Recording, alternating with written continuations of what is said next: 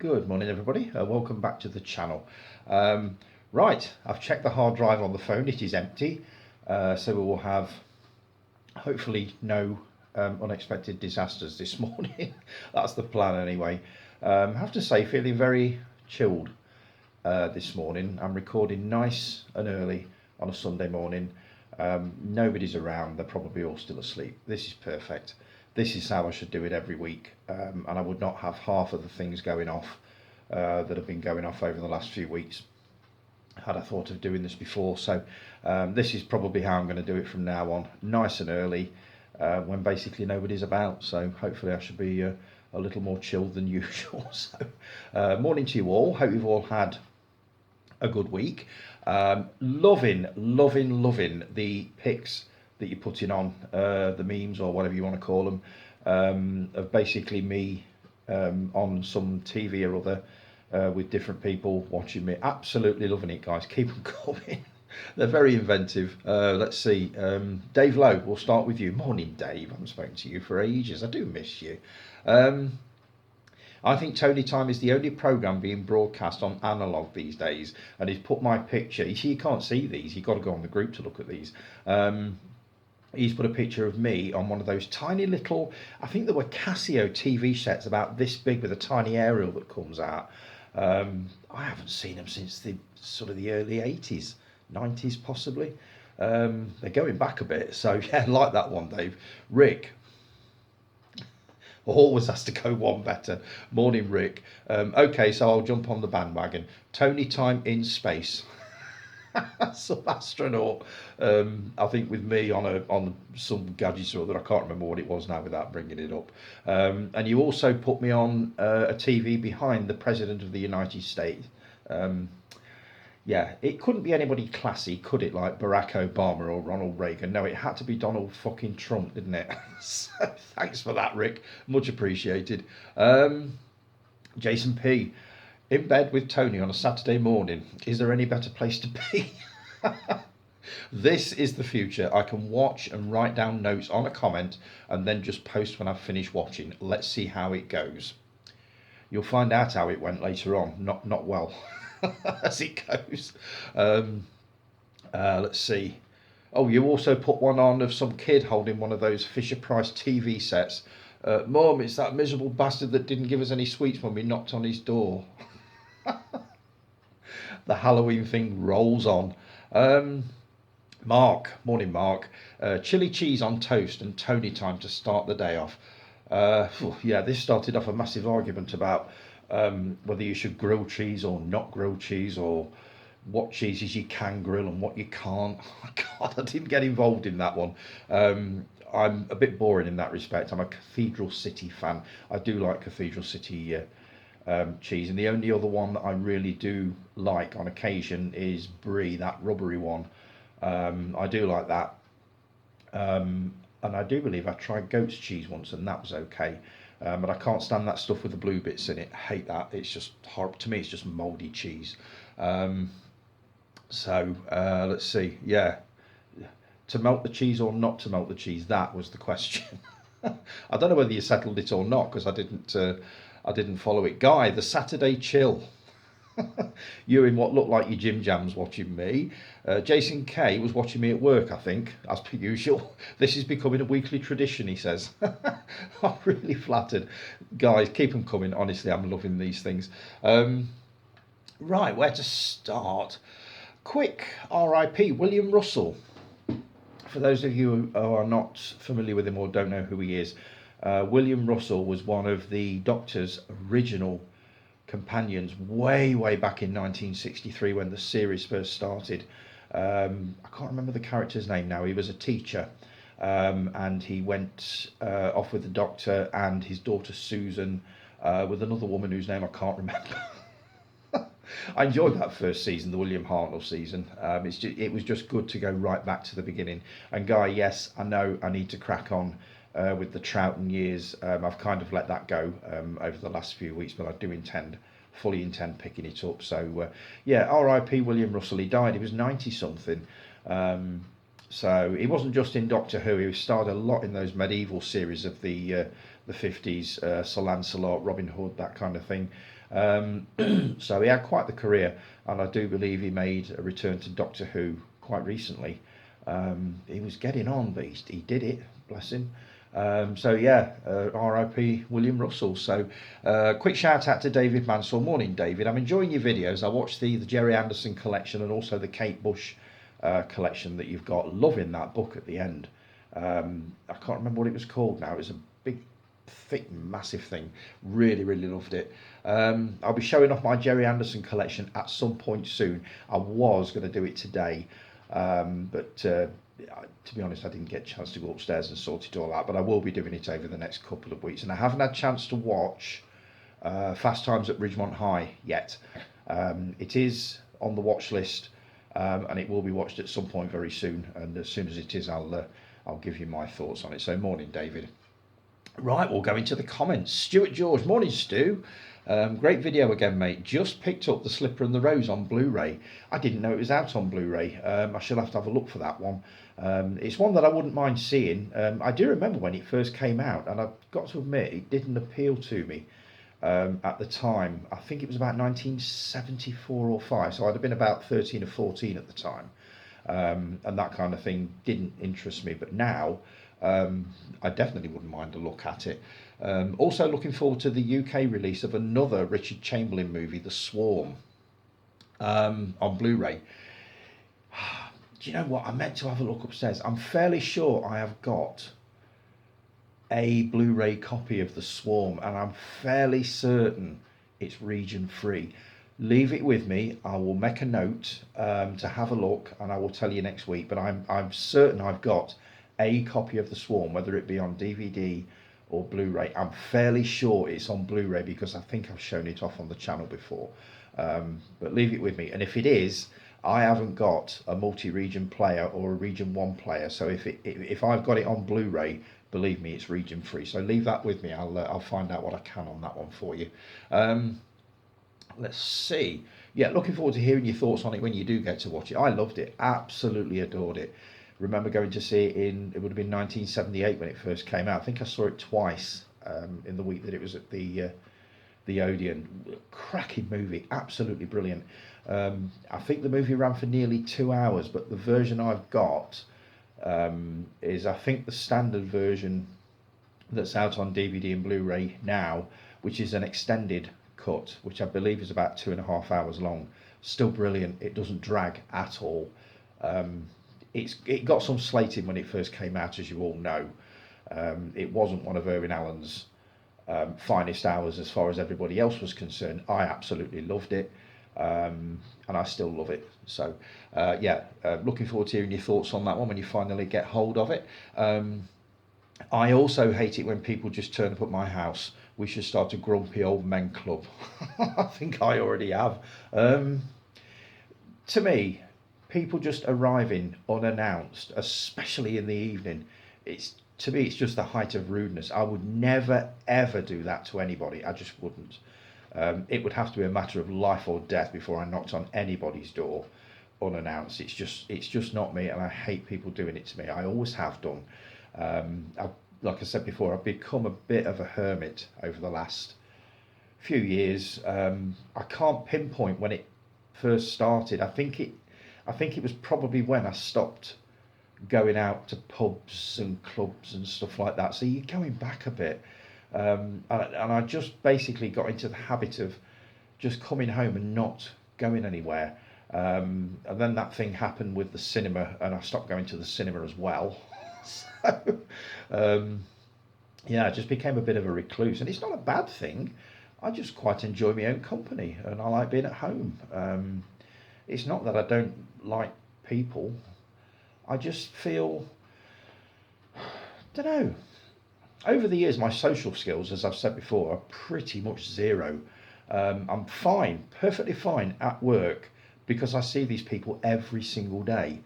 But if I have to meet anybody that I've not met before, I just go to pieces. I'm just not very good with that sort of thing, and it's something I don't really like doing.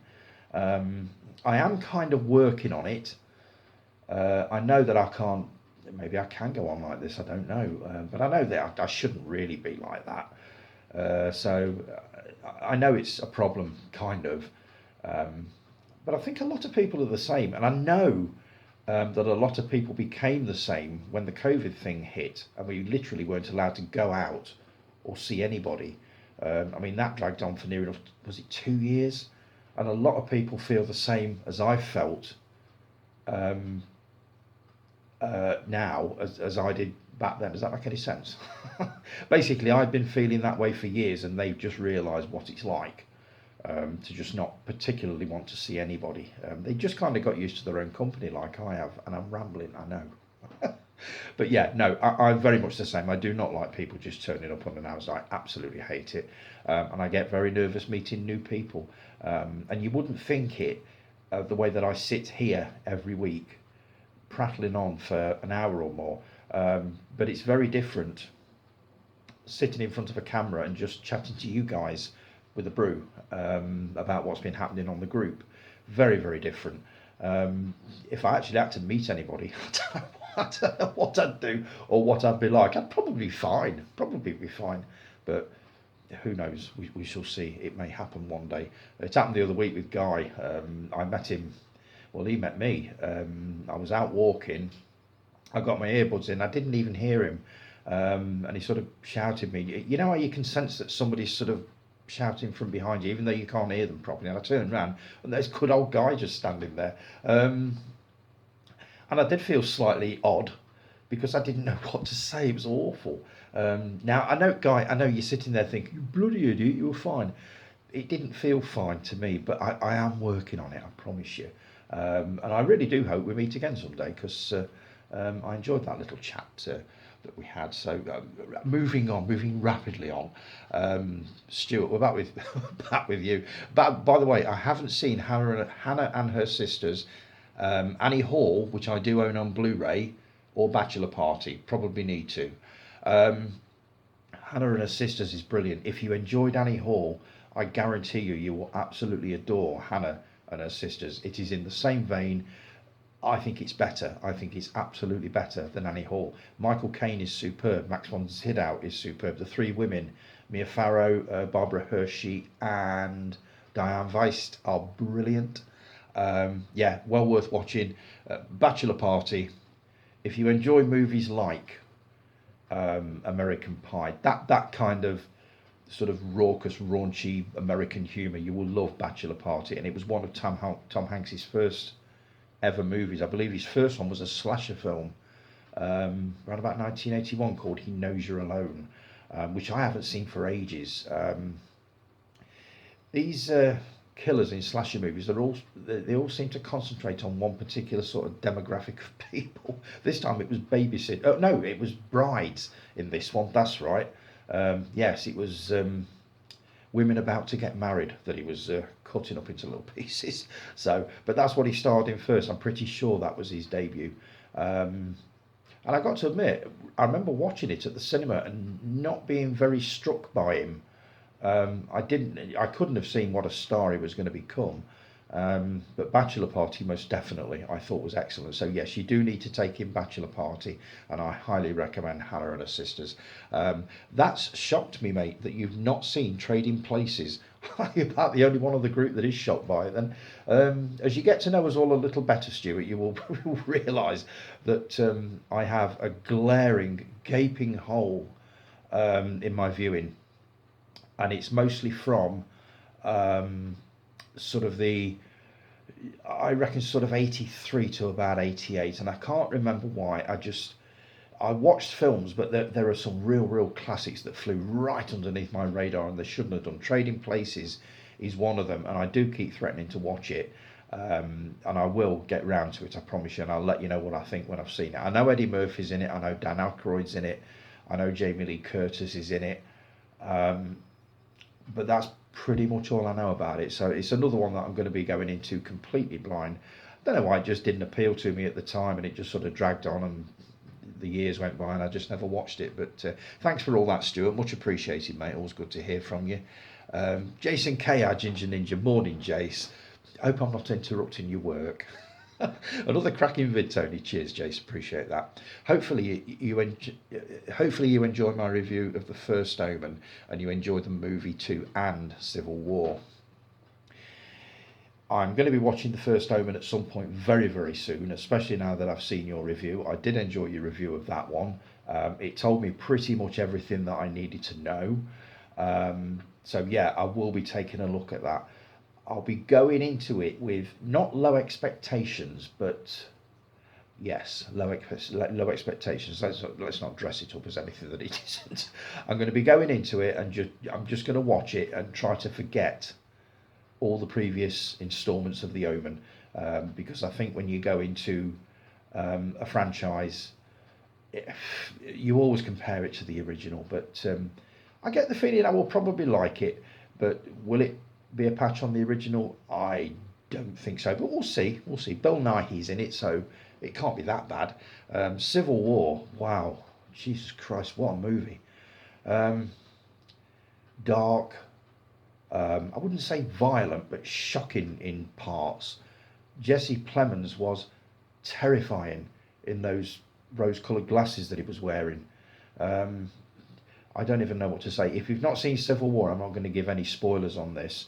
But for those of you that don't know, it basically portrays America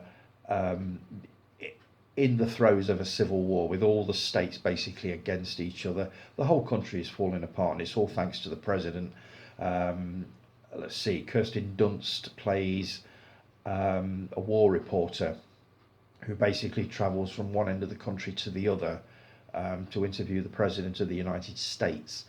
And they see some pretty shocking stuff along the way. There are some scenes in there. I will definitely watch it again, but there are scenes in there that I wish I could unsee and I can't. But it's a powerful piece, a really powerful piece. And how Alex Garland went from a movie like Men to Civil War, my God. That man, he's just a remarkable director, and I can't wait to see what he tackles next. But yeah, if you've not seen Civil War, powerful stuff, but really, really good. I really enjoyed the Alan Quatermain films. They were fun adventure movies, and of course similarities between another famous adventurer are obvious, but still they are enjoyable films. I saw them, I think, way back in the 80s. I can't remember whether I've seen both of them. There was King Solomon's Mines and Alan Quatermain and the Lost City of Gold.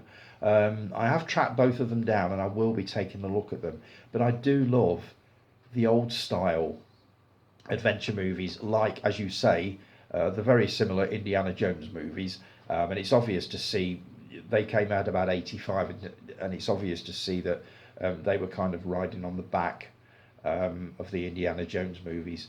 But they had a feel of their own, or certainly the one I saw did. So yes, I wouldn't mind taking a look at those. I'm fairly sure that Stuart, you've probably seen those. But yes, I will be taking those in. Halloween, I actually put on a mask and scare the shit out of kids. It's fun. I couldn't even be arsed doing that.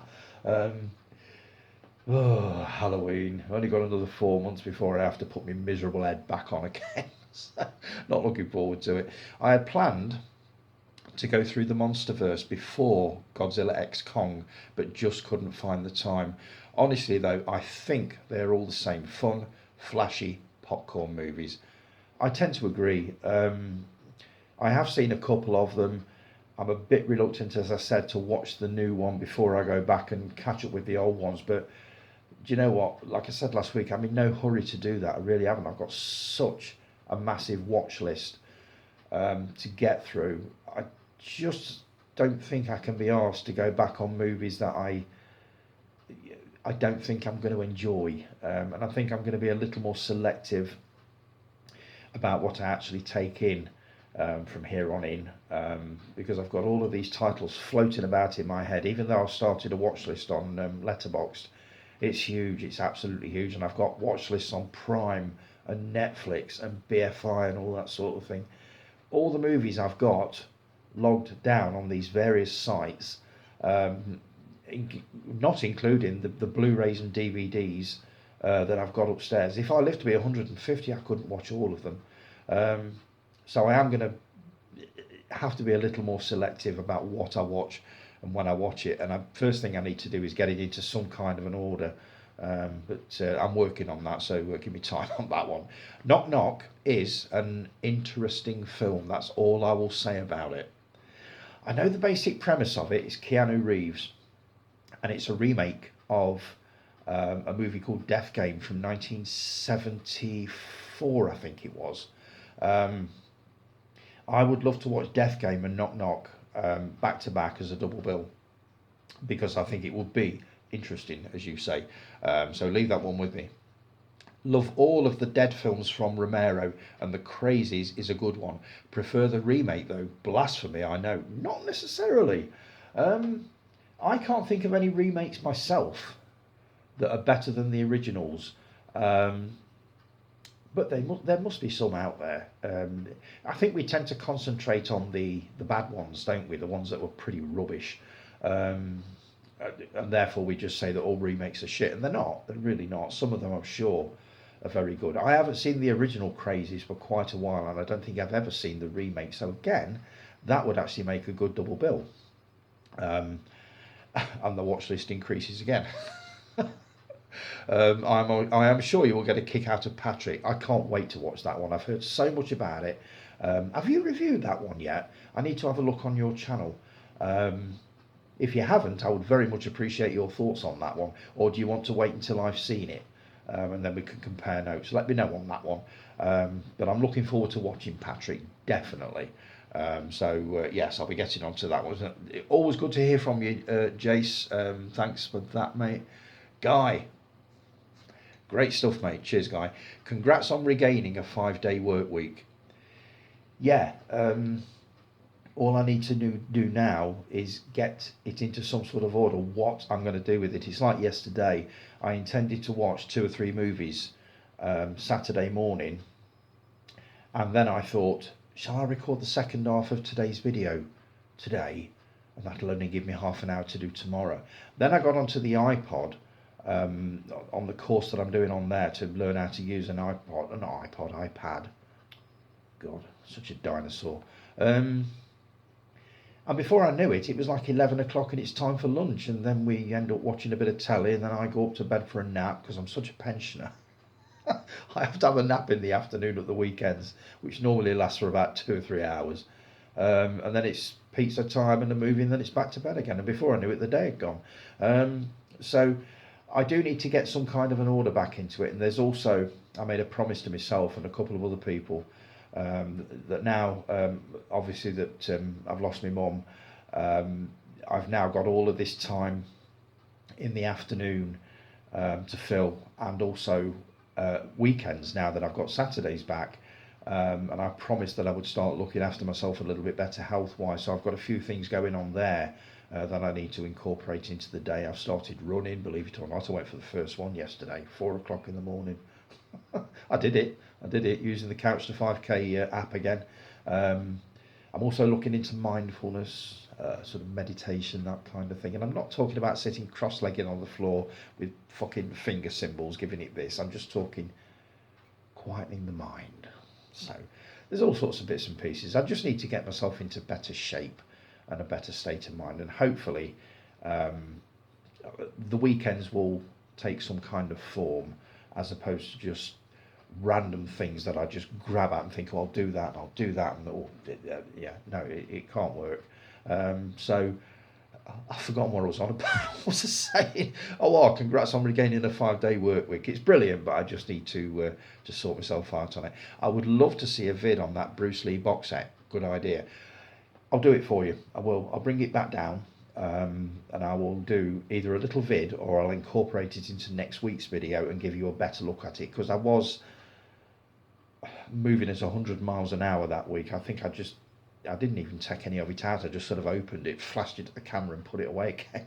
So I will do that a little bit better next time. But yes, I will do that for you. You need to start with Adam Sandler. Happy Gilmore is a great way to start. Do you know what? He's never appealed to me, and I don't know why. Same as Jim Carrey. I don't know. Jim Carrey I found irritating. Ace Ventura. Everybody loved Ace Ventura. I bloody loathed it. Mostly because I worked with a group of lads that were constantly impersonating him and quoting lines from it. Alrighty then. Oh God, it used to drive me fucking mad. So yeah, Jim Carrey never appealed to me. Adam Sandler, I don't know. Again, never appealed to me. Even though I did see the one where he not inherit. He like adopted a little kid, didn't he? Teaching him to piss in doorways and stuff like that. I think I did see a bit of that one and thought that was quite good. But I've heard he's a really, really good straight actor. He's done a movie called Uncut Gems, which the critics raved about. They reckon he's absolutely brilliant in it. I reckon, rather than Happy Gilmore, Uncut Gems as a serious piece will be a really good place to start, which will obviously make me want to see some of his earlier work. So I might start with Uncut Gems. But if I do start with one of his comedies, Happy Gilmore, this is a golfing thing, isn't it? I think somebody at work recommended that one to me quite recently, and I checked the trailer out, and it did look quite comical. So leave Adam Sandler with me. I will work on that one. So let's see. Jason P. Morning, Jay. So we're back with this. You were making notes on the comment bit underneath as you watched the video. How did it work out? So all the comments I'd written down, as you mentioned them, have now just vanished, for fuck's sake. Not working well then. Can't remember what I wrote or what you said, so no comments from me this week. Yeah, right. Unless my memory gets jogged by other comments made. Great video anyway. Cheers, Jace. That wasn't the end of it. I was one of those that wasn't disappointed with the final episode of Law of LOD. What is it? Line of Duty. If you watch all 6 series again, knowing who H is, then you will. Let me read that again. If you watch all 6 series again, knowing who H is, then you will see the clues are there. I don't think I could watch it again. Not yet, anyway. Again, I've got far too much to get through. I've got Life on Mars to pick up again at some point soon. So, in years to come, maybe I will take another look at it. But I tend to be one of those now. It's a bit like films. Once I've watched a series, that's it. I'm done with it.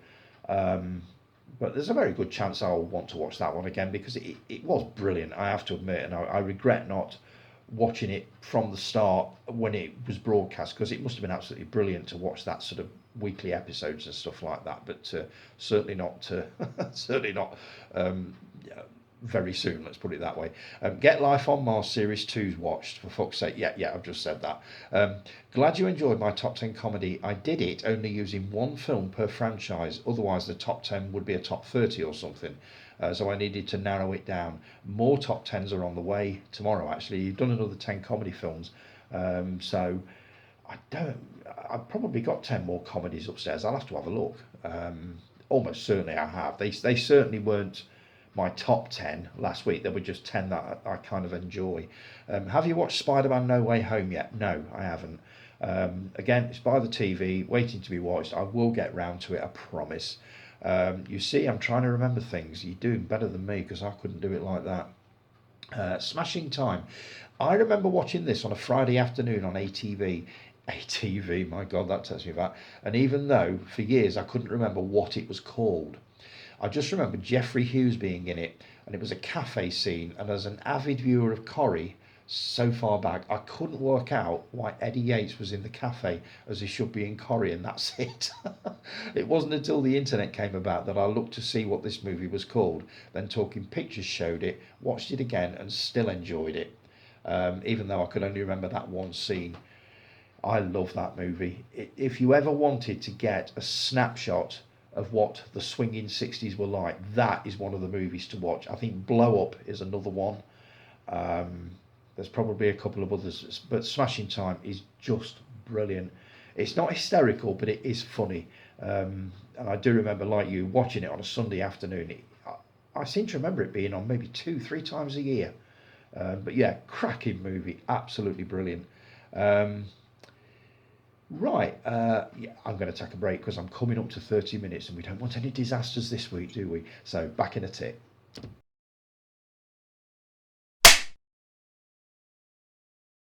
And we're back. Right, where were we, Jason? You put an interesting post on last week, which I was immediately drawn to. When you got home from school, what TV show did you like to watch? I could have thought of so many. I mean, I listed probably five or six. There's many, many more. Um, in the light of that post, I've decided to resurrect shows I grew up with. So I'll be showing one off a week so we can drag this out for quite a while. Forgive me if I've already shown some of these off. I can't remember which ones I did when I first started it. Let me just move the camera a bit. I'm not centre. There we go. But we'll see how we go with it. The first one, I think you mentioned this one, Jay. Magpie. This was the ever so slightly cooler older brother of Blue Peter, younger brother of Blue Peter. Blue Peter had been around since sort of the early 60s, I think, probably before that. Magpie, I believe, started in the 70s. This starred Jenny Hanley, whose career started in Hammer films. She was continually whipping her top off, which went down well with the Hammer Studios. It also starred Mick Robinson, who looked an awful lot like Brian May from Queen. So it was pretty much the same format as Blue Peter. It was just a lot of little interesting sort of interviews and films. It was just good stuff. Let's see. There are 12 editions on this DVD of the popular magazine programme. It says Volume 1. There wasn't a Volume 2. I wish there had been. I've watched this a couple of times. And they still hold up now. I mean, is there such a thing as children's TV anymore? I don't think there is there? Because it's all like bloody Hollyoaks and all this teen nonsense. We never had stuff, we've not got stuff like this now. But Magpie was always one of my favourites. I think it was on, was it once or twice a week? Can't remember. But that is my first show that I grew up with. And that was inspired by Jason's post of what did you used to watch when you got home from school. So let me know whether you remember Magpie. I know Jason does, but anybody else that remembers it and what your thoughts were on it. Never seen it for this week was Jagged Edge from 1985. I saw it a long time ago. I do remember it being good. I remember it being quite grim at the beginning. I think the stabbing scene was quite savage, as I remember. A wealthy woman is murdered in her beach house. The husband is allegedly knocked out first. He inherits all. He has a female ex-criminal prosecutor represent him in court. I'm guessing he got charged with the murder then. You saw this all the time on the video shelf. Didn't interest me at all. It has been on BBC One many times. Still didn't interest me. Legend showed it a few months ago and decided to watch it. If I'd have watched it when it was released, I may not have enjoyed it. But watching it now, I really enjoyed it. I would watch it again too. Mark, you said nope. So I'm guessing you never even heard of it. It's odd because a lot of these movies from the 80s, you either know of them or you don't. And a lot of them, I do tend to forget that a lot of the people within the group were not actually around when these movies and TV programmes came out. I seem to be a long way away this one. Am I sitting? Just bear with me. That's better. That's more intimate, isn't it? I'm still not centre, for fuck's sake. Bear with me. None of this is important, I know, but I'm just a stickler for silly things like that. I tend to forget, and I'll be coming on to this a bit later, basically what people remember. And a lot of the time it's because, they weren't around and they had no interest in sort of nostalgia or anything like that. So, Mark, I do get it that you've not heard of it. And probably got no interest in watching it. I do remember it being a very adult film. It had a very adult approach to it. I wouldn't mind watching it again. Glenn Close is in this, isn't she? So yeah, looking forward to seeing what next week's Never Seen It is, mate. That was week 23 of 50, so we've got quite a few to go. I think you could keep it going longer than that. Thanks for that, Jace. Much appreciated. Glad you finally got there with the notes. I do it. I mean, I don't know. What do you make your notes on normally? Because if you're going to do it on Facebook, I would probably do it on, do you do it on an iPad or your phone? I would probably do it, no, tend to notice, completely ignore me. because the last time I tried what I'm about to suggest, it fucked me up. It backfired on me as well. So no, completely forget it. You do it how you want to do it. I do mine on the Notebook app on the PC. If I had to do it on a phone, I'm not sure whether it could work. Not sure on that one. So you do it how you want to do it. Thanks for that, Jace. Much appreciated. Dave Taylor, morning, Dave. Keanu Reeves, only seen 11 of his movies, but nothing after 2008. 11, I'd be lucky if I could think of 3. My 5 are The Devil's Advocate, which I haven't seen. Dracula, loved, absolutely loved. Speed, good. Sweet November, never heard of it. Bill and Ted's Excellent Adventure, never appealed. Even though I'm told it's a cracking movie, a good comedy. Alex Winter is apparently superb in that one, so it is one that I probably do need to catch up with, but it's also got 2 sequels, hasn't it? One which came out quite recently, so whether this whole surfer dude thing would work, the age that they are, and I think this was the main criticism of it when it first came out, is that these guys are too old to be playing these characters, but a lot of people loved it, so maybe that's another one to add to the ever-growing watch list. Oh my god, it gets worse. Let's see, put Speed in, but not seen it for over 25 years. I remember it being very good. I remember Dennis Hopper being amazing in it. My daughter and granddaughter were watching Barbie a month or so ago. Oh dear, I'm sorry. I had to leave the room after about 10 minutes. I found the vivid colours and assault on the eyes, besides it looking like rubbish.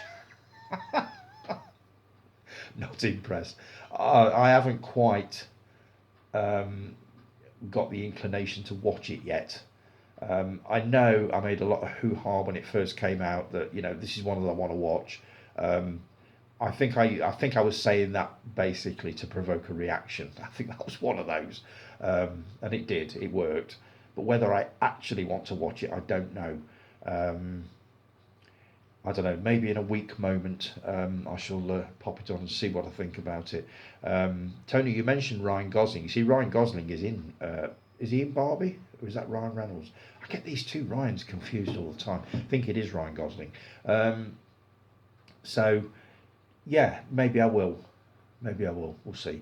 You mentioned Ryan Gosling. Only seen 3 of his movies: Murder by Numbers, The Notebook, and Fracture. Not seen any of them. The only one I've seen of his, as far as I'm aware, is The Fall Guy from last week, which I quite enjoyed. Didn't think I was going to. For the first half hour, bear in mind I've never seen the series, for the first half hour I thought, oh, this isn't doing it for me. But I stuck with it for the full 2 hours, and the final half hour is just balls out brilliant. I loved it, absolutely loved it. Would I watch it again? Probably not. No, probably not. But I'm glad I've seen it. But it did make me want to watch another Ryan Gosling film, because, as I said last week, I don't think I've seen the best of Ryan Gosling yet. So I ordered Drive, which I've not watched yet, but I've been warned of certain scenes. One in an elevator, which is apparently quite nasty. But I will be taking a look at that one, because they reckon he's absolutely superb in that. But this is 15 years old. So I would imagine he's got quite a back catalogue to get through, but we'll see. Let's see, don't remember anything about those 3 movies apart from the basic plot, so guessing he didn't make much of an impression on me. He didn't make much of an impression on me either. Not him himself.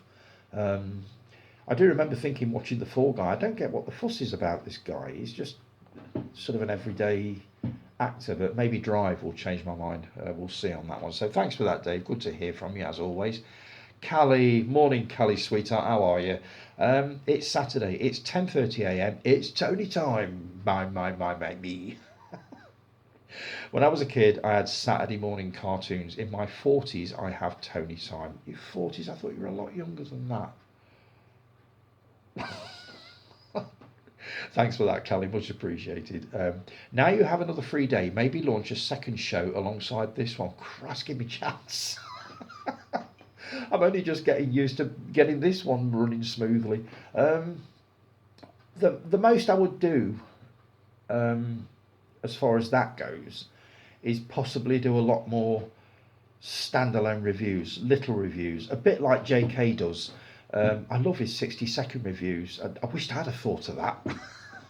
Maybe I could do 2-3 minute reviews, just where I don't have to go into too much detail, where I just tell you what I've watched, whether I enjoyed it, basically very quickly what I enjoyed about it, and would I recommend it, and that's it.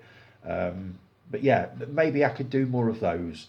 Obviously, I want to write more articles on the website, which I'm going to be working on one after I finish doing this. I've got 3 or 4 on the go that I started over a year ago and got halfway through, so I would really like to finish those off. One is about my memories of Greece, the movie. Another one is an article on Soldier Blue and the censors, because it had quite a lot of trouble both sides of the Atlantic, that one. And there's another one, I can't remember what it is. But I've got 3 or 4 articles on the go, so I would like to write more articles and publish those on the group. Also more reviews on Letterboxd. So yeah, I'm going to be doing more, but whether another actual video like this is sort of a long thing, that the most we can hope for with that is that if I do consistently run over an hour, maybe cut it down to an hour and do an extra time. I think I did extra time once ages ago.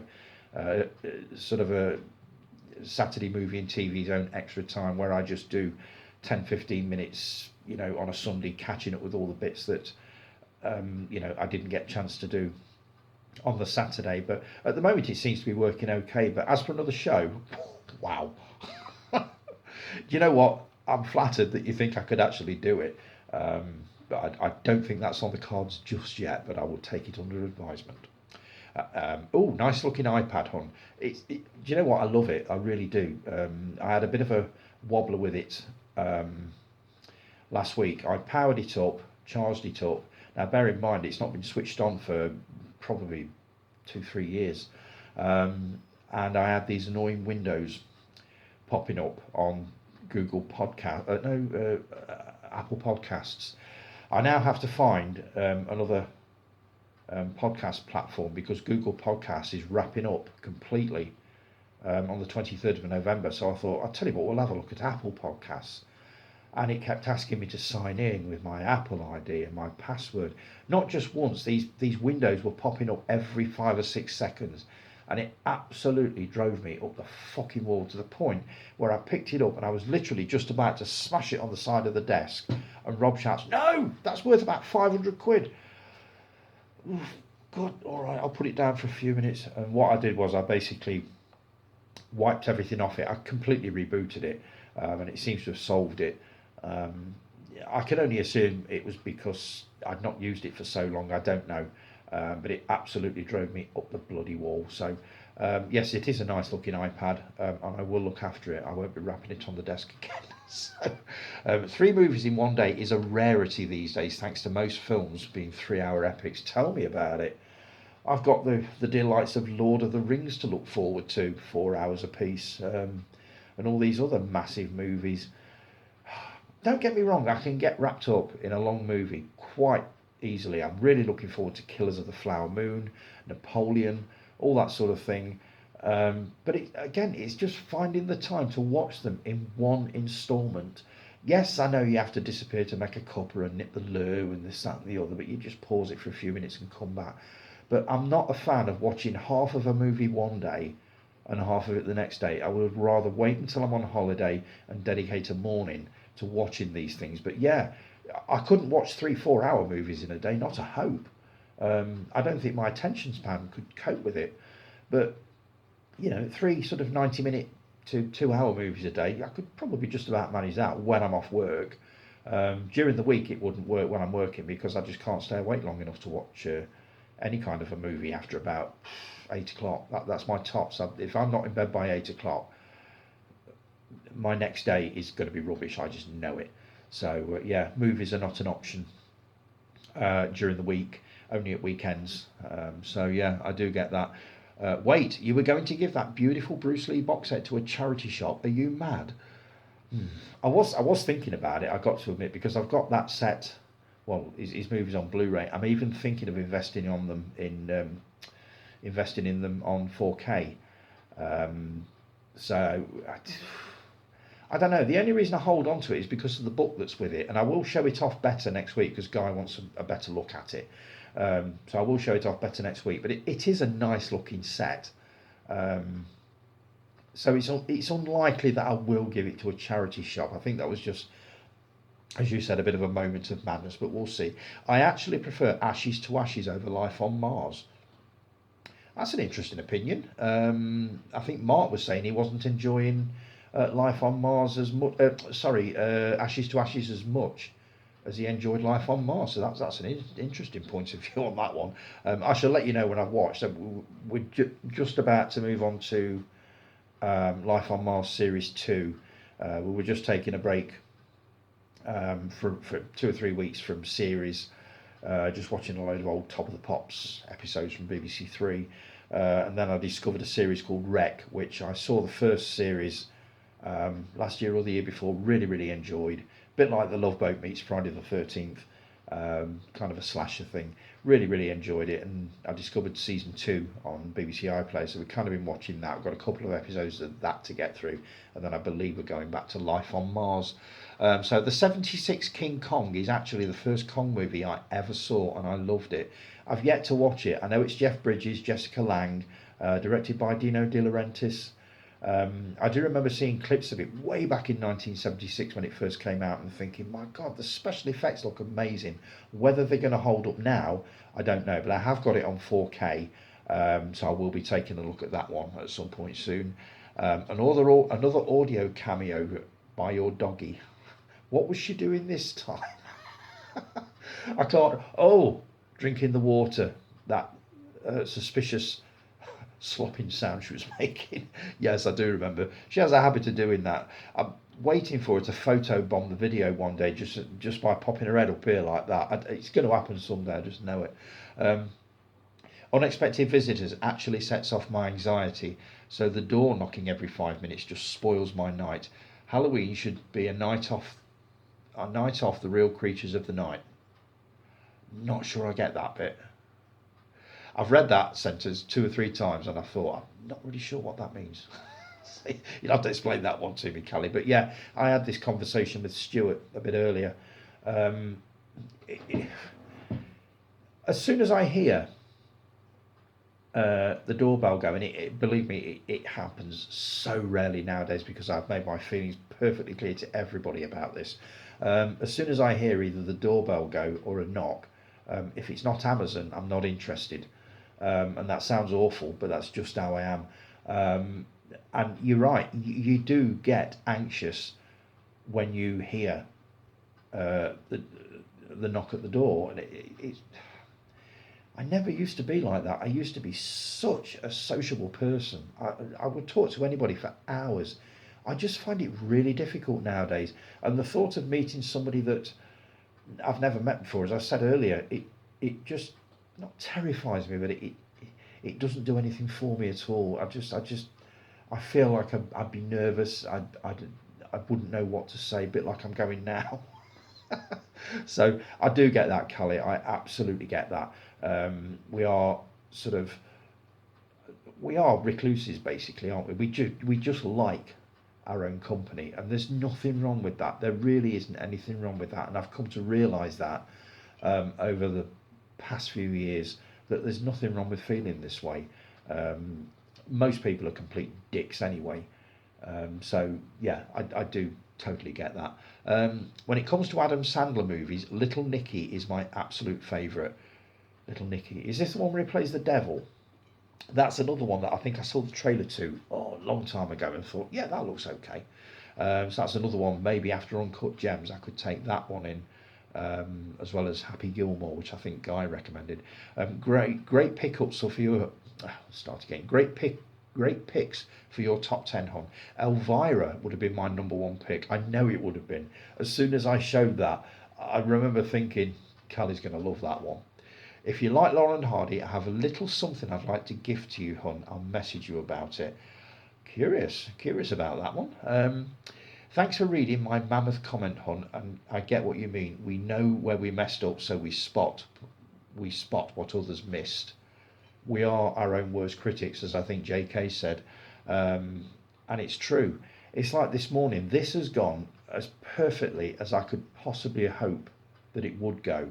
and I know I've cursed it by saying that, um, but we are the only ones that see these little things, these little niggly things that go wrong. Um, and once you've done it, you can't get your mind off it. It's needling you all the time. You're just thinking, this, oh God, no, I need to go back and do that again. But you're like 22 minutes into it, and it's like, I really can't be asked to go over all that again. Um, so yeah, we are our own worst critics, and I'm working on basically not taking it as seriously as I have been doing over the last few months. I know I strive for perfection, but there is no such thing, especially with things like this. As I said last week, it's just a nice little amateur video thing. It's just a chat. Basically, this is my equivalent of meeting up for a coffee once a week. You know what I mean? I just sit here and I chat to you, and that's all it is. It doesn't have to be perfect, word perfect even. Um, so yeah, but I do get it, Callie. I do understand how you feel. Um, I actually type up my comments as I'm watching, so technically it takes me over an hour to make my comments. I'm not surprised the length of them. I do appreciate it though, and I never ever take for granted what I've got here, as far as the channel and the small audience that I've got. I never ever take that for granted. I never ever get complacent about you know how good this is.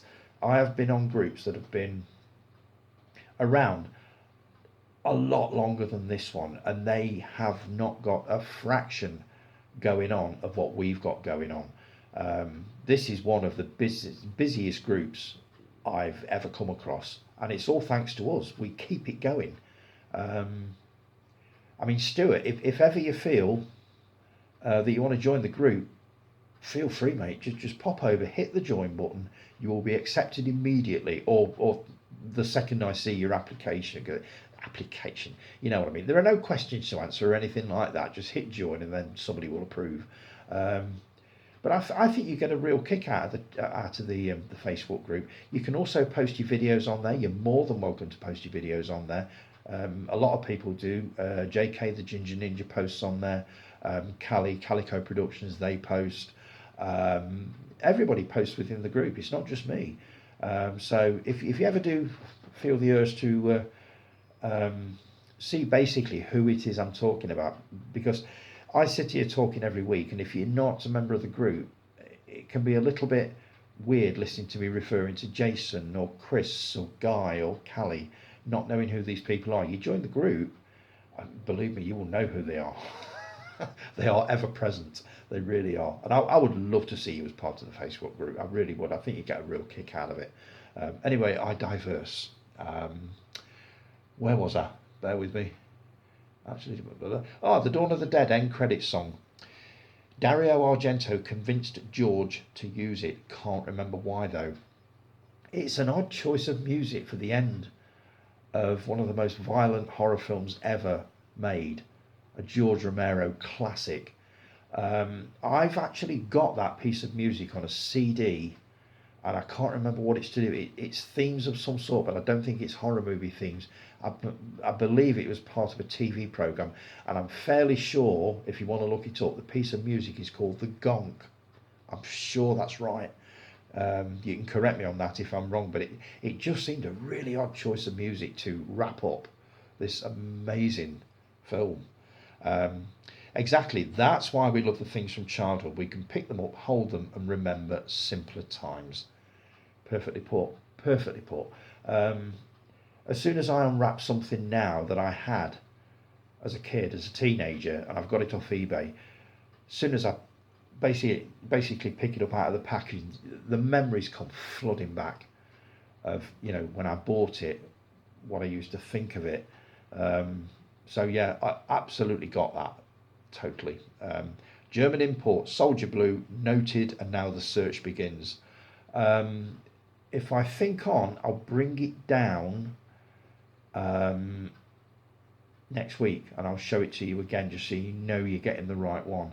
But I'm really hoping that the steelbook that's coming out in July is going to be uncut, so you may not need it. So hold off because it is also being released on Blu-ray. I think it's $14.99 on Blu-ray, and it will be exactly the same, but obviously with just a standard Blu-ray case rather than a steelbook. I'm only getting the steelbook because I want it, and that's it. But it will be out on Blu-ray, $14.99, and I will be looking into whether it is uncut. I do need to know whether it's uncut, because I don't want to recommend it to you, especially if it's going to be slashed to ribbons. So leave that with me. One of my favourite Corman movies is Battle Beyond the Stars. If you've not seen it, I can definitely recommend it. This is one I've meant to watch for ages. I actually found it a while ago. Sybil Danning, the guy that played John Boy Walton, Richard Thomas, George Peppard. I think I'm remembering the right one, but I do want to watch it. It looks amazing, and I listened to a soundtrack podcast a short while ago, and they played the theme to Battle Beyond the Stars, and it was very Star Wars-ish, and I thought, oh my god, that sounds amazing. So yes, I will be taking in Battle Beyond the Stars. I'll also be looking whether there's a Blu-ray available, because I get the feeling this is a movie that I'm going to enjoy and I'm going to want to keep. So leave that with me. Battle Beyond the Stars is definitely on my ever-growing watch list. As always, Hun, another great episode. Looking forward to next week's episode, especially since Higgis has made a return, which it has, and I'll be bringing that up very shortly. Thanks for that, Callie. Much appreciated. Always look forward to hearing from you. Let's see. I've got a few bits to get through. I think I'm going to take another quick break, and then I'll come back with the final sort of 15-20 minutes, I should think so. Back in a tick.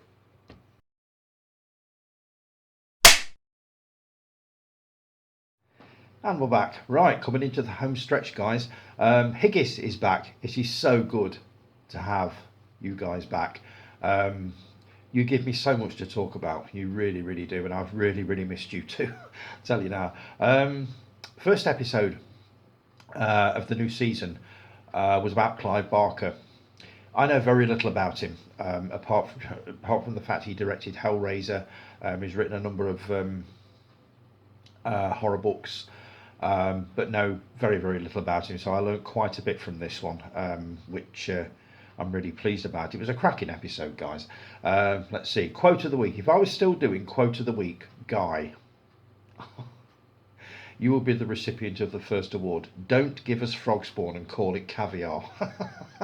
I am going to be using that one at some point soon. I don't know in what context I'm going to be using it, but I would definitely be using that one. I thought that was absolutely brilliant. That really made me howl. I will ask on a slightly serious note, how's Hendrix, Guy? You were saying on the video that it was attacked by 2 dogs.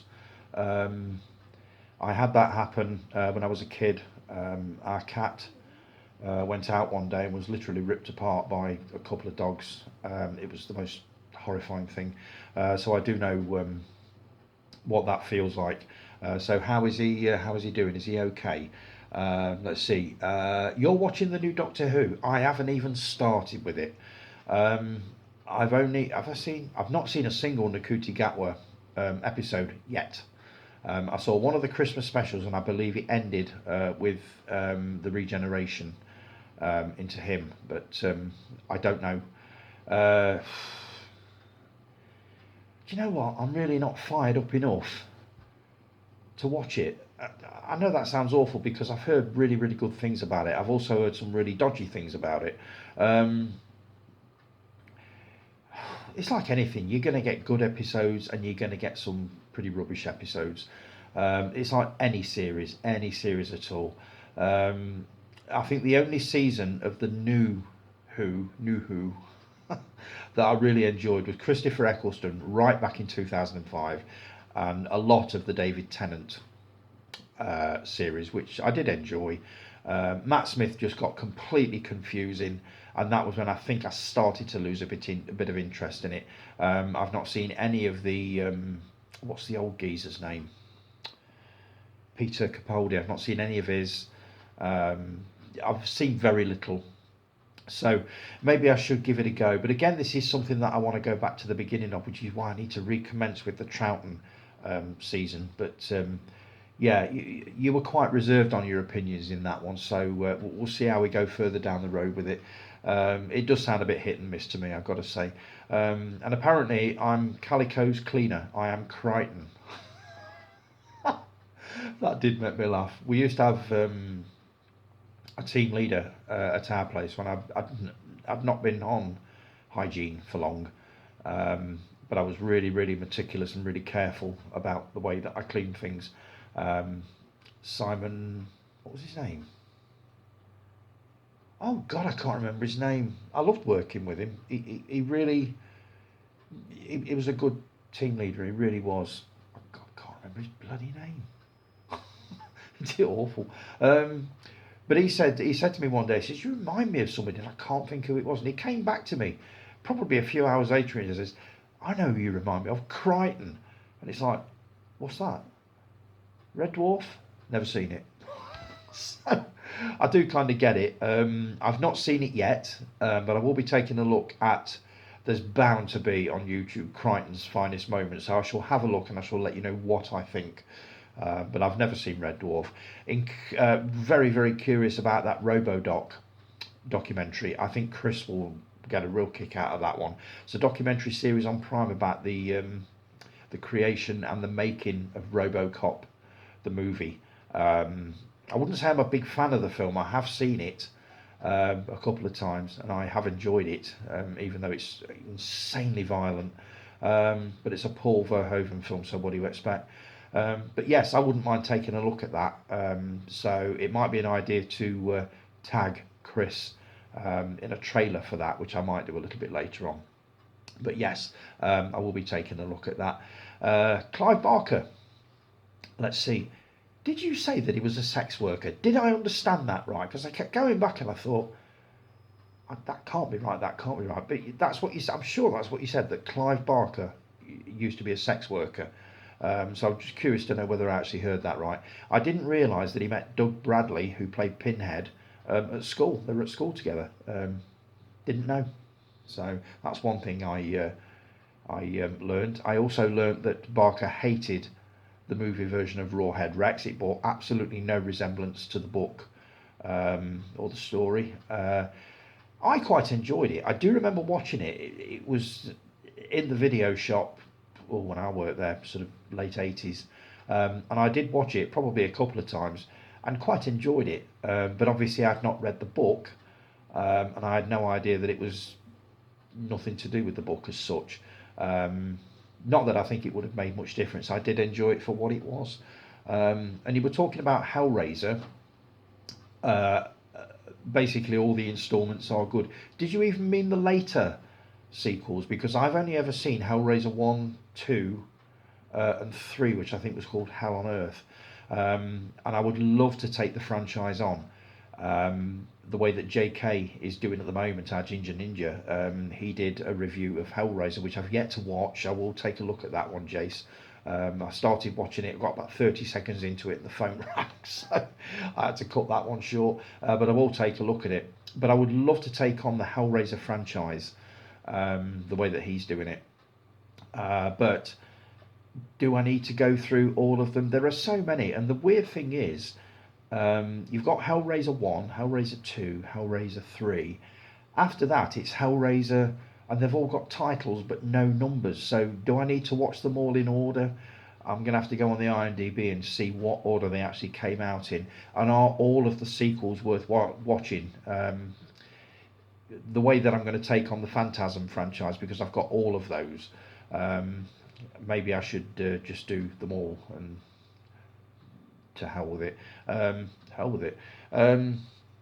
But again, I've heard good things about the remake, the reboot from a couple of years ago. There is a Blu-ray available, by the way. You were saying there wasn't a Blu-ray available. There is one, but it's about 97 quid. I don't know quite what justifies that price tag, but I certainly won't be paying £97 for it, that's for sure.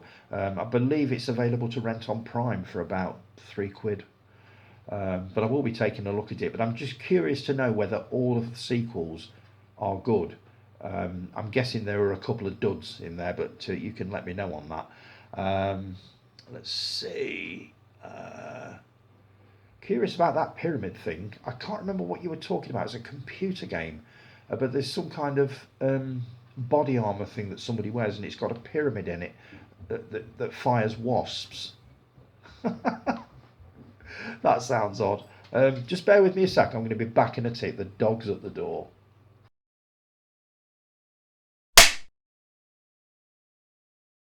And we're back. Right, we really are coming into the home stretch this time. Sorry about that. Maya decided that she wanted to come downstairs. She actually let herself out of the bedroom. She can do that. She just sort of up on two legs, paws like that, down the handle, and she's away. I'll have to try and film her doing it one day. Might amuse you. So, right, where were we? I was talking about, we're on Higgis, weren't we? And Clive Barker.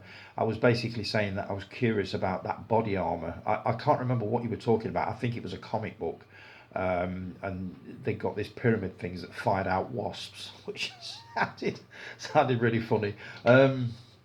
So it was a cracking episode anyway, guys. My total Clive Barker collection is quite meagre. It's this Nightbreed, and this was recommended by you, Callie, months ago. You were basically saying that Nightbreed is an amazing movie. Haven't had a chance to watch it yet. This has got, I believe, the theatrical cut. Let's see, which is 102 minutes, and it's also got a 120 minute, a 2 hour director's cut. So which one do I go for? I'm guessing you're going to say the director's cut, because the director's cut is usually sort of the definitive version of these things.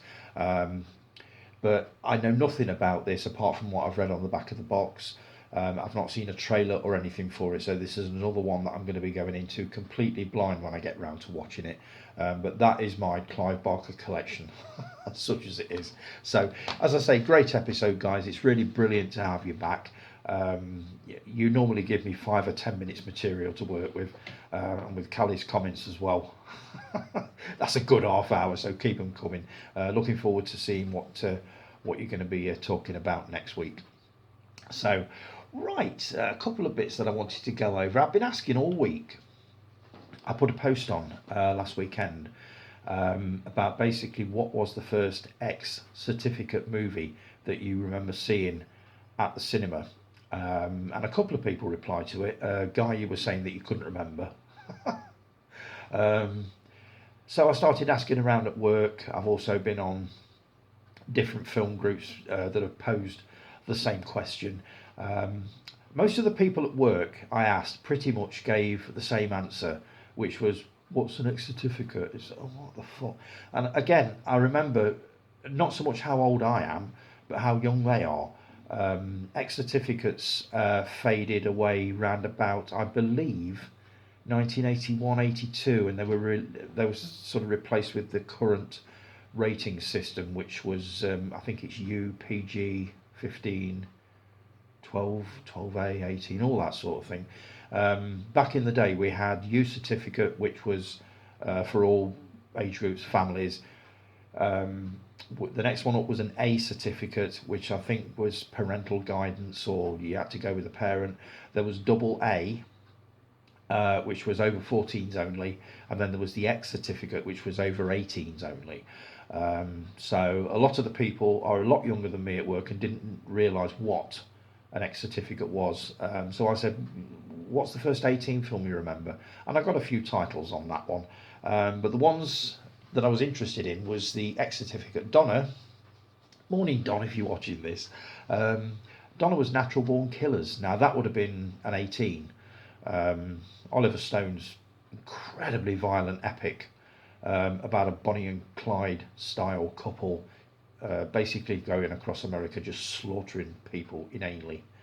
Inanely? Is that a word? So yeah, that was Donna's choice, Natural Born Killers. Dave Farrow, who's also on the hygiene team, he definitely won't be watching this. His first choice, as he remembered, was Soldier Blue. He saw it in Leicester Square, London. I think he said he'd have been about 15 at the time. What a baptism of fire that must have been. Soldier Blue at 15, bloody hell. But I was quite impressed with that. Daz Nichols, morning Daz. Yours was either Barbarella or possibly The Omen. You couldn't remember which one. Both cool as hell, especially Barbarella. I'd love to have seen that on the big screen. I still would love to see it on the big screen. Other answers included, and these are not just from colleagues at work, these are basically from various film groups that I've been on that pose the same question. Other answers included like The Good, the Bad and the Ugly. It's another one I would have loved to have seen on the big screen. It would have been classed as incredibly violent back in 1966 when it came out. Alien, I do remember seeing that. That was definitely an X certificate. Yeah, cracking movie. Piranha, that was another one that came up. Death Wish, the Michael Winner movie. Phantasm, the original Phantasm, which is another one that I remember seeing at Burton Odeon when it first came out. So that would have been about, what, 1970... Was it 1970? It's either 1977 or 79. I can't remember which it was. Straw Dogs. I do remember a mate of mine saying that he got in to see that when he was 14. Explains a lot. A Clockwork Orange. That's another one I'd have loved to have seen on the big screen. It was released for, I believe, a 50th anniversary re-release in, let's see, it would have been 2021, probably. Yeah, 1970. Yeah, 2021. Another one I'd love to have seen on the big screen. Adventures of a Plumber's Mate. That was an interesting one. Jason, you'll know that one. The Postman Always Rings Twice. That's Jack Nicholson and Jessica Lange, if I remember right. I do remember seeing that one at the pictures. Quite raunchy. Women in Love. That was not Michael Winner, the other one. Ken Russell. Adaptation of a D.H. Lawrence movie, most famous for the nude wrestling scene between Alan Bates and Oliver Reed. My God, that caused some problems with the censors. Heaven's Gate, that was an interesting one. I believe that probably would have been an 18, because I think that came out, was it early 80s? Can't remember. But it was a long ass film. That was like 4 hours, huge. Bonnie and Clyde. Violent as hell for 1967, but a cracking movie. Somebody mentioned Shivers and Rabid on a double bill. I remember that coming to Burton Odeon. I was too young to see it. I think it was about 1976. And the poster itself scared the hell out of me, so that was a good one. Food of the Gods was another one. Another lad at school actually got in to see that. He was only 14. I have seen it. This is the one that people criticised the special effects, saying they were absolutely crap. I watched it and thought they were okay, actually. So, yeah, I thought that was an interesting question to pose. I'm going to be coming back to that one at some point. A couple of little bits of news I'll just quickly go over. Eli Roth, director of the Hostel movies, is coming back to the Hostel movies, but this time it's going to be a TV series. Dear God. That post went on probably a couple of weeks ago. Some of the comments include, oh, a Hostel series sounds so good. The films were great, so hopefully this will be too. Also, it's based on true events that still happen to this day. That is scary. On its own, that is scary. Another one, yes, love the Hostel movies for the rawness. Brilliant. Love these films. He should have made more of them. No. I didn't. I wanted a series based on the Hostel movies until I saw this article. Make it happen. Oh wow, that would be amazing. Another one. That's awesome. Great movies. Another one. If this is legit, I'm stoked. And then on the other side of the coin, you got pure excrement, indeed. I've only ever seen the first one. God knows how I made it through. I honestly don't know. I saw it up until the guy got the back of his heels slashed, and I couldn't go any further with it. And I did mention it to somebody at work a couple of days later, told him how far I got with it, and he basically said, "You stupid sod, you were about 10 minutes from the end, you might as well have watched us." No, I couldn't take any more, literally couldn't take any more. What are your views, guys, on the Hostel movies? Are they movies that you enjoy? I just find them horrible, basically. I'm not a great fan of what they call it, torture porn. Torture movies, I can't cope with them. I don't like torture scenes in movies. the one that sticks out more for me than any other is Dustin Hoffman and Laurence Olivier, Marathon Man, the dentist, the Nazi dentist. Oh my God. I still remember watching that for the first time and being absolutely sort of, oh my God, oh fuck. I can watch it now, but I've basically seen it so many times that it's not as bad as I thought it was. But show that to somebody for the first time, and it will have a really, really fucking raw reaction. So that's about as far as I go with torture movies. Will I be watching Hostel the series? Absolutely 100%. No, definitely not. Absolutely not. But I'm curious to know whether you guys like them. I'm fairly sure that a lot of you will have seen them. But yeah, give me your opinions on the Hostel movies and whether you'll be up for this series that Eli Roth is doing. I definitely won't. There's a news item came on this week. There's going to be a remake of Faces of Death. Do you remember Faces of Death? My memories of Faces of Death is coming home from the pub one night. I'd actually rented this movie. This would have been early 80s again. I came back to my mum and dad's house with 3 mates. We sat there watching this thing, and one by one we dropped off, as in not gone to sleep, as in couldn't watch any more.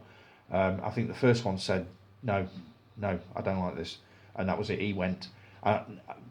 Got similar remarks basically from the other 2. I think I got as far as the scene with the monkey, and if you've seen Faces of Death, you will know what I'm talking about. As soon as I realised what was about to happen, that was it, off. Never watched it again. Now, why anybody would want to remake a movie like that, I don't know, but having looked into it, it looks as if it's going to be a fictionalised thing. It's not going to be. It's not going to have the documentary feel of the original. The original was kind of, I think they used to call them Mondo documentaries, which is basically a documentary based on sort of death, all that sort of thing. They were pretty grim, a lot of them. Many of them were set in sort of the Amazon rainforest and to do with animal cruelty and stuff like that. I believe Cannibal Holocaust probably fell into that category, I don't know, because I think that had a documentary feel to it. But why anybody would want to remake it, I don't know. I'm going to be looking into that over the next week, and I'll let you know more about that. But Faces of Death, I can't think of anything worse to remake, but you never know. Right, that review of The Fall Guy that I mentioned earlier on. Now, you guys have already seen it. I commented that I'd never seen the series, but I did enjoy the film, kind of. So, Mark, you were saying, I've never seen the series either. I'd never even heard of it, to be honest, but I turned the film off after 40 minutes. It just wasn't doing it for me. Film within a film, I just couldn't get on with it. It kind of lost me in the first 40 minutes, and probably for the same reason it did you. Maybe it was because I was mucking about on my phone as well while I was watching it. That shows how much interest I actually had in it to start with. But yeah, I kind of get that, Mark. Guy, you said just watch the series. I will do. I've got the first series, so I will be taking a look at that. Caroline, morning Caroline. You replied, the series was great, wasn't it? And Guy replied, yeah, it really was. Then Jason waded in with, I think myself and Guy are both going to say this is shit before we watch it. We've seen every episode of the series. We grew up with it. I went to watch the film the other day, but the picture was a bit poor, so didn't bother. I'm in no hurry to watch it, as I know I won't like it. The trailer even looks shit. Never watched the trailer, so I've no idea on that one. Guy, you said the fail guy more like. God, not watching this because I know it'll be the absolute drizzling shits. Are you just not going to give in on that one? It's the same thing as the Roadhouse remake thing, isn't it? I quite enjoyed that one, even though I loved the original with Patrick Swayze. I still found room in my heart to appreciate the Jake Gyllenhaal take on Roadhouse. So, yeah, that's your views on The Fall Guy. I thought it was okay. You all pretty much gave it the absolute thumbs down. So, another quick little bit of news here. Argyle. This is a movie that's pretty much just been released by Apple Films. It is not getting a DVD or Blu-ray release alongside movies like Killers of the Flower Moon and Napoleon. These are Apple movies. They are not going to be released on physical media. I've been told that Apple not interested at all in physical media. Yeah, okay. And they wonder why people still download and burn movies onto discs. Why do people do it? Basically because of that. I do not want to take out a subscription to Apple TV for the sake of possibly 2, maybe 3 movies. I really don't. So I will be getting them through other means. But it seems insane to me that a high profile movie that, well, like Killers of the Flower Moon and Napoleon, are not going to get physical media releases. Not everybody has got these streaming services. Not everybody can afford them. So yeah, I'm sorry, but I do. You wonder why people still download and watch movies that way. When we know we shouldn't do it, but what other choice have we got? If you're not going to release them on Blu-ray or 4K or whatever, what choice have we got? I have no sympathy with you. Right, I think that's pretty much it. I've got a few items here that I'll show you that I've bought this week. This may run over half an hour. This is going to be an hour and a half by the time it's done. This is maybe an example, Callie, of what I was saying earlier, that if I take it over an hour, maybe I could do an extra time on a Sunday, but it just seems convenient to do it all at the same time. So let's see. First one I've got, I bought this week, Pride. We watched this last night on the back of watching a documentary on the real events that inspired the movie. And believe me, the movie is pretty much faithful to what actually happened. We really, really enjoyed this. Saw it quite a few years ago, probably 3-4 years ago for the first time. But on the back of watching that documentary, I said I really wouldn't mind watching Pride again. It wasn't streaming on iPlayer. I get the feeling it probably will be this week with it being Pride month, but I thought, you know what, for the sake of £89, I'll grab a copy. But really, really enjoyed this. The soundtrack is superb. You've got Imelda Staunton's in this, Andrew Scott is in this, Bill Nighy.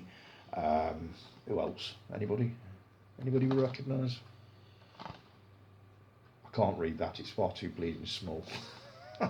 But a cracking movie, one that basically shows that a small group can defeat unions and stuff like that.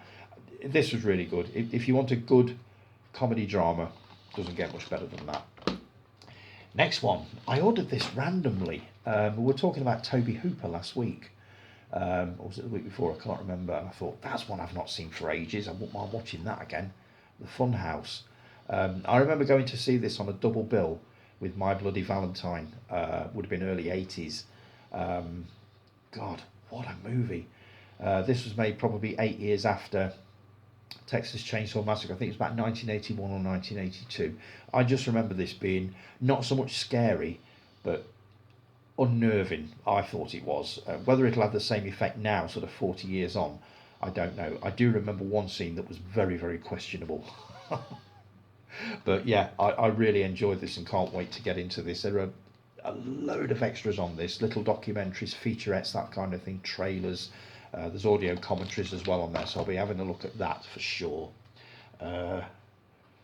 Music. Now 74 yearbook. This is the extra. Is it the extra? Yes. So this is all the tracks that obviously they found that they didn't include on the original. This turned up out as a bit of a surprise actually, because I'd forgotten I'd actually ordered it. But you got all sorts on it. I'm not going to run through them, but you'll find this on Amazon. There you go. You want to Photoshop that or whatever, Photoshop or what do you call it? Snapshot. But yeah, that'll be going in the car anytime now. I've got 2 more volumes of these Ealing Studios Rarities collection. I've got 2 more to get, which I'll be ordering later today. It Happened in Paris, Autumn Crocus, The Dictator and Secret Lives on that one. And on this one, which is volume 11, you've got Calling the Tune, Lease of Life, Lorna Doone, that's going to be based on the book, and Return to Yesterday. There we go, so I've got 2 more to order, which I'll be grabbing later on. Well, we're talking about Roger Corman earlier. I wanted to know more about him,